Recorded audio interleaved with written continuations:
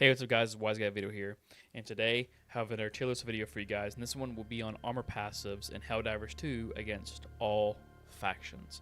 As always, like, share, and subscribe, and let's get straight into the tier list. So before we start, let's go over the tiers real quick. S tier, in my mind, are kind of like the meta picks at level 10 difficulties against all the factions. I just feel like these armor passives are just really, really good, just overall against all factions in Helldivers 2. A tier is above average. They might have one glaring issue with them. Maybe that the armor passive only gives you like one really, really good thing. But overall, like you could still use these at level 10 difficulties. They just kind of give like a nice quality of life with these passives. B tier is average, kind of niche in my opinion, and we'll kind of go over what those niches are, but overall, like, it's neither good nor bad, maybe very build dependent, but overall, like, these are pretty average in my opinion. C tier, below average, would love to see some buffs to these. That's just plain and simple. And then D tier, this is the dookie tier, this is the bad tier. This passive might be just like a meme. It might require something that's a little bit unreasonable. But overall, I just don't think you should be running these at level 10 unless you're just memeing out or trying to do something that's very haha funny. So anyways, let's get straight into the tier list. So let's go over the first one. So this is the armor passive advanced Filtration, basically like the gas armor passive, right? Gives you 80% resistance to gas damage and its effects. In my opinion, I don't really think this is that great of an armor passive. Gas in this game doesn't really kill you like unreasonably fast. So if you run into like a gas cloud, it's no big deal if you're just running out, just stimming out, and you're fine. If you feel often enough, or maybe if they add like maybe like a gas faction game, it probably would be B tier. But in my opinion, right now, even with some build crafting stuff, I really don't think you should really be running this perk like at all. I just think that it's just kind of like, yeah, sure, it does offer like 80%. If you're running into a team that's constantly throwing grenades on each other, maybe there's some like gas mines and stuff that are in the way. But overall, I just don't feel like this is really worth it, in my opinion. If it was like maybe like 100% and encompasses acid as well, then it would be fine. But in its current state, it's just gas damage. So gas is just from like the sterilizer, the dog breath, orbital gas strike, gas mines, but nothing on the acid side of things. If it gave you like maybe acid resistance as well, like 80%, it would probably be like a B tier because then you can use it on like on the Terminated front and stuff. But in its current state, I just feel like that it's just below average performance. Democracy protects. Basically gives you 50% chance not to die when taking lethal damage and prevents all damage from bleeding if it's like a chest wound, right? I do think this is an A tier perk. The Democracy Protects activates more times than not, in my opinion, which is very nice. And the chest bleeding stuff is nice because that means that whenever you get hit in the chest and you start hemorrhaging, you don't just die out really, really quickly or just, at a reasonable pace. It kind of slows that down to where it's more manageable. So that's why I'm putting it into the A tier ranking. Electrical Conduit's basically 95% resistant to arc damage. Again, on like illuminated planets, this is probably better if you're running like a Tesla Tower build, or if you have somebody who is a little bit too friendly fire with an arc thrower, then it's probably just like a B tier.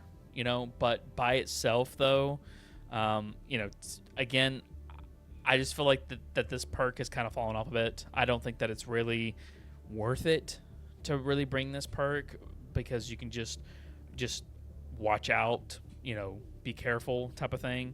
But overall, I just feel like this perk is very mediocre and it should receive something else than just 95% arc resistant.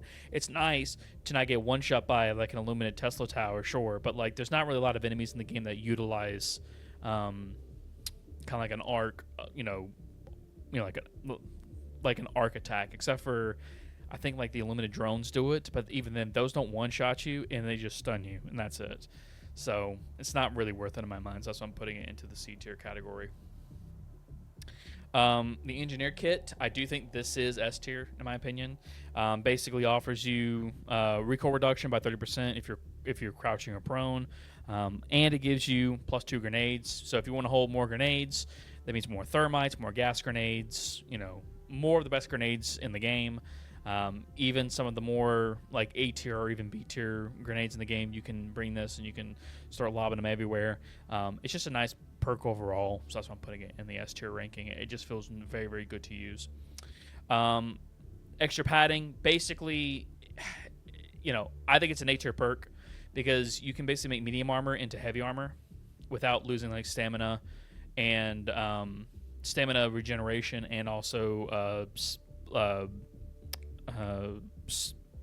the speed of which you sprint is not impacted, and that's very nice. So you can take more hits, and you're not losing speed or stamina regeneration, which feels pretty good. And also, like you don't take you take less headshot damage, or less head damage if you're getting hit by a claw or getting shot in the head. You just take less headshot damage overall, so that feels pretty good. So that's why I'm putting it into the A tier ranking.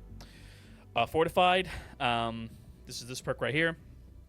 Reduces, so basically like same as before, like like reduces recoil when crouching or prone by 30%, but also provides a 50% resistance to explosive damage. It's very specific. In my mind, I would just take Fortified because I think Fortified is just, I would just take Democracy Protects if you're just not wanting to die to just like lethal stuff. But the 30% is actually pretty good. I'm probably going to put it like on the low end of A tier. I do think that Democracy Protects is just better, just overall, just flat out better. But the 30% recoil reduction if you're crouching prone is actually pretty good. Like that feels pretty nice overall. So that's why I'm putting it into the A tier ranking. Inflammable. So this allows you to have 75% resistance to fire, which is pretty good. I do think for fire builds, if you're running just fire builds, so if you're running on the Terminator front or on the Illuminated front, because fire is also good on the Illuminated front, it is very build dependent and also planet dependent, and also kind of a little bit now because of the Incendiary Core for the automatons, kind of enemy dependent. But I do think that it's actually like one of the better resistances in the game. Fire is because some enemies wield it if you're fighting on the automaton front, but also you have more build variety that catches or that catches you on fire, which kind of like gives you that added up protection, right? So I do think that it's definitely one of the better resistances in the game. So that's why I'm putting it into the A tier ranking. This is like the medic perk, the medikit perk. Basically increases your inventory of stems by 2, and also increases the stem effect duration by 2 seconds. This is an S tier perk. You become basically kind of like a walking tank, especially if you take this with stem, experimental stems as well. Also, you can just build into this and become a medic. Bring a stem pistol with this. Bring some stratagems that kind of give you kind of like that fantasy of being a medic. Bring a supply pack with it. There's a lot of things you can do with this perk, and it feels pretty nice to use. So I'm putting it into the S tier category. This is Peak Physique. Peak Physique gives you 100% increase in melee damage, but also it improves your weapon handling, so there's less drag on the weapon, like on the movement for moving like side to side or up and down. In my opinion, this is S tier.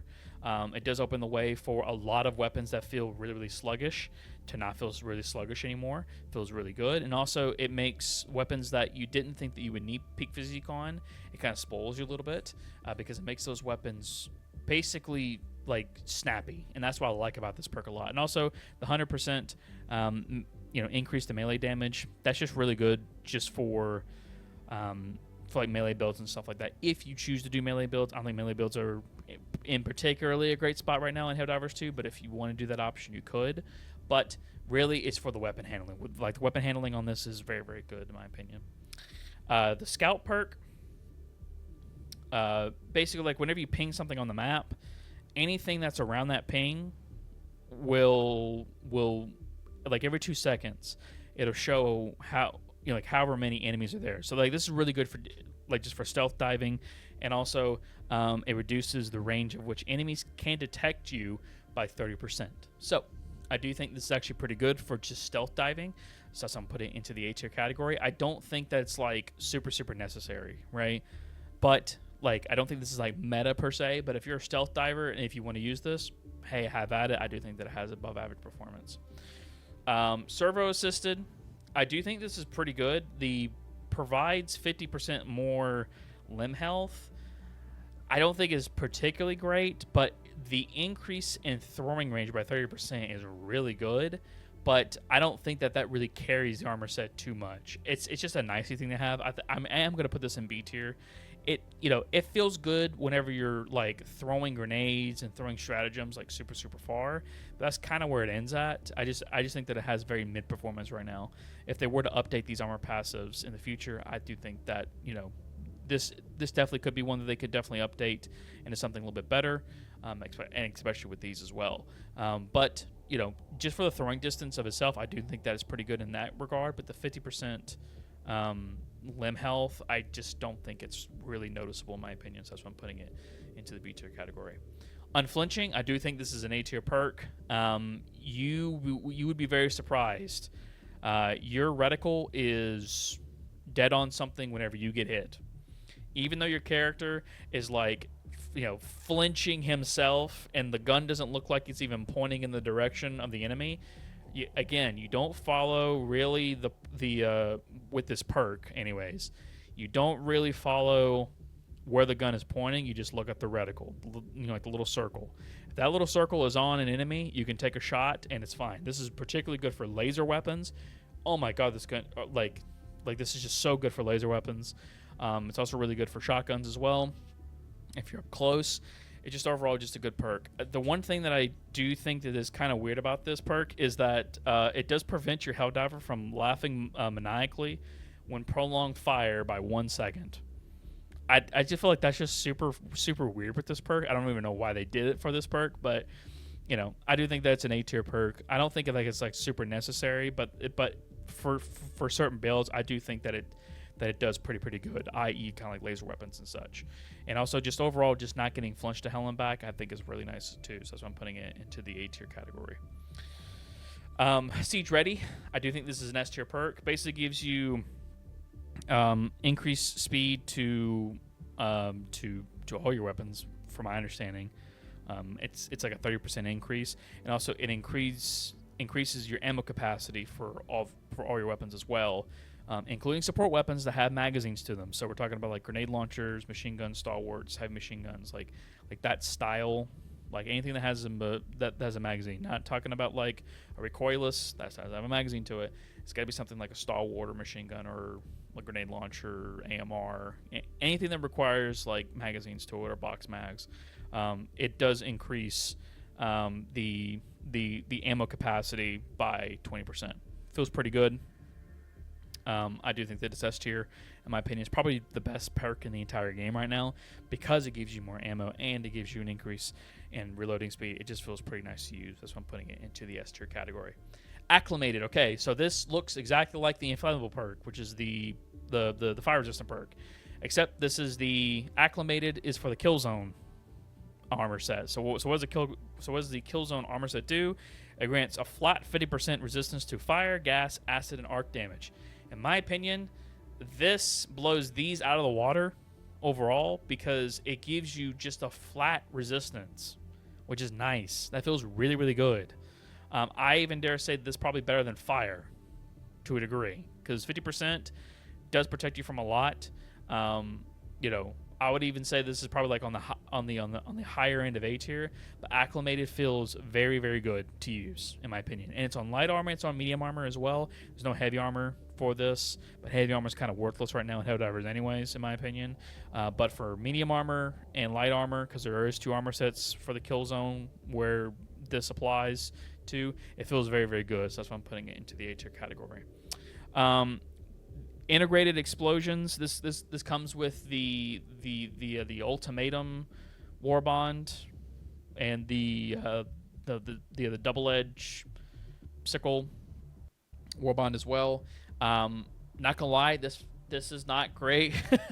I like it because of the meme of it, of you dying and then you explode. I've killed chargers with this. I've killed groups of enemies with this as well. It is the biggest middle finger in the world to watch an enemy kill you and then your body just flop over and then you just explode and kill the thing that killed you. It like that's where it feels satisfying with, right? But here's the thing: all of these require you to live, right? And to do cool stuff, even in the C tier stuff. It requires you to live or gives you a resistance to live, right? This requires you to die. You have to die in order for this thing to activate. So that's why I just rather have perks that just allow me to live more and do cool things while I'm alive than dead. But that's not to say that it's like not fun to use, because it is very, very fun to use. It's just a bad fun perk to use. So that's why I'm putting it into the D tier category. And then Gunslinger. I couldn't really find like a nice PNG image of the Gunslinger perk, and I wasn't going to go into the game and, you know, trying to blow up a little tiny itty bitty emblem or like the icon for Gunslinger, because then I tried it and it looks awful. So I'm just going to use this Talon because it's representative for the Warbond, right? Basically, Gunslinger offers you 40% reload speed, offers you a 50% draw and holster speed for sidearms, and also it reduces recoil by 70% for sidearms whenever you're firing it, right? I do think this is a very solid perk. I do think this is A tier. I don't think that it's like super necessary, like meta wise in my opinion, but it just feels really good to use. You know, as someone who likes to bring not something that's like a grenade pistol or an ultimatum, I like bringing a secondary that I can use to shoot enemies with. As far as like, you know, like an actual proper sidearm, right? Something that's not like utility, something that's more like a revolver or like a Verdict or like a Talon. I feel like it does wonders. It feels really, really good to use in my opinion, but I like swapping. I like using my primary and then swapping to my secondary and then finishing off a horde. That feels really, really good to like, it feels really good to use, you know, like, and that's my play style. But you guys let me know what you think down in the comment section. What do you think about the new perk Gunslinger? So this is my tier list. Let me know what you guys think down in the comment section below. What do you guys think about this tier list? Tell me where I'm right, tell me where I'm wrong. You guys let me know what you think is the best perks in the game, which ones are not so much. As always, like, share, and subscribe. See you guys next time. Bye-bye.